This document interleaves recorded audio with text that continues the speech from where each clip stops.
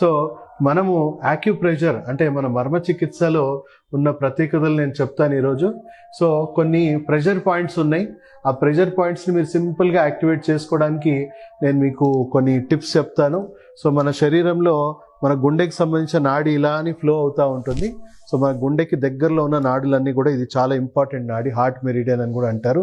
So ఈ heart మెరిడియన్ని ఈ pressure పాయింట్స్ని యాక్టివేట్ చేసుకోవడానికి, అంటే ఇవి చేయడం వల్ల ఏమవుతుందంటే గుండెలో ఉన్న ఎనర్జీ బ్లాక్స్ ఎప్పటికప్పుడు మనకి రిలీజ్ అయిపోయి మనకి గుండె అనేది రక్త ప్రసరణ కానీ ఎనర్జీ సర్క్యులేషన్ అనేది ఎప్పుడు కూడా ప్రవాహం అనేది ఫ్రీగా ఉంటుంది.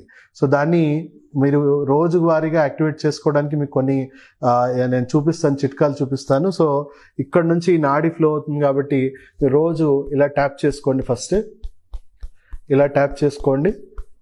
సో సెకండ్ స్టెప్ వచ్చేసి ఇట్లా ఈ నాడులని ట్యాప్ చేయండి.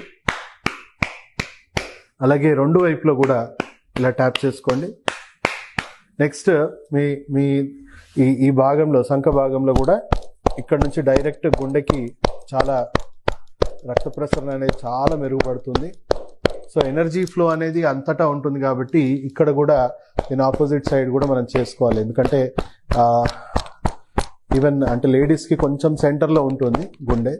సో ఎక్కువగా వాళ్ళకి రెండు వైపులా చేసుకుంటే ఇంకా మంచిది. సో అలా మీరు పూర్తిగా రోజు మార్నింగ్ ఒక 5 to 10 minutes ఈ విధంగా ఈ ట్యాపింగ్ థెరపీ అనేది చేసుకోవడం వల్ల శరీరంలో ఉన్న నాడులు ఎప్పటికప్పుడు బ్లాకేజెస్ అనేవి, ఎనర్జీ బ్లాక్స్ అనేవి ఫ్రీ అవుతూ ఉంటాయి. దానివల్ల గుండె జబ్బు ఎవరికైనా ఉన్నా వాళ్ళకి మెల్లిమెల్లిగా అది రివర్స్ అవ్వడం అనేది జరుగుతుంది. అండ్ మీకు ఆల్రెడీ ఎమర్జెన్సీలో మీకు ఎవ్వరూ లేనప్పుడు మీకే హార్ట్ అటాక్ వచ్చింది అనుకుందాం. సో ఈ ఎంబడే ఇక్కడ కానీ మీరు ఇమీడియట్గా ట్యాపింగ్ అనేది స్టార్ట్ చేయండి. దానివల్ల అంటే మనం ఫస్ట్ 4 minutes అనేది చాలా చాలా ఇంపార్టెంట్, చాలా క్రూషియల్.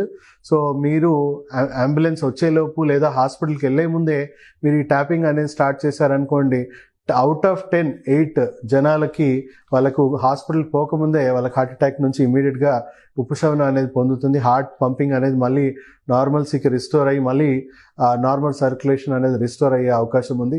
సో ఫస్ట్ 4 minutes ఎవరైనా కూడా మనం మన ఫ్యామిలీ మెంబర్స్తోనో ఎక్కడో ఉంటాము, హాస్పిటల్లో ఎవరు ఉండము. సో హాస్పిటల్ చేరేలోపు ఇది ఒక రకంగా దీన్ని మనం పాటిస్తే మీకు వచ్చిన హార్ట్ అటాక్ నుంచి కూడా మీరు నివారించుకోవచ్చు. అండ్ రెగ్యులర్గా ఇది పాటిస్తే prevention is better then cure అంటారు కదా. సో అలాగే మీరు రెగ్యులర్గా ఈ సూచనలు పాటిస్తే మీకు గుండె జబ్బు అనేది రాకుండా పోతుంది. మీ కొంత ఎంటైర్ లైఫ్ స్పాన్లో మీకు రాకుండా ఉంటుంది. సో ఎవరికైతే వంశపారంపర్యంగా తల్లిదండ్రులు ఎవరైనా గుండె జబ్బులతో చనిపోయిన వాళ్ళు దయచేసి దీన్ని చాలా చాలా సీరియస్గా పాటించండి. ఎందుకంటే